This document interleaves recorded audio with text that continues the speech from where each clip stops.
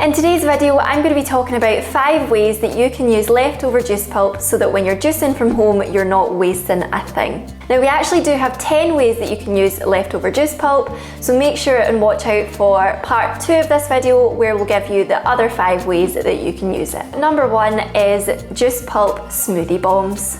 To make these, freeze any leftovers and simply add them to smoothies for a boost of nutrition and flavour. Number 2 is to use it when you're making soup. You can either do this straight after juicing or freeze it into ice cubes and chuck these in with your soup broth. Number 3 is to make a DIY lip scrub. This is really simple to do.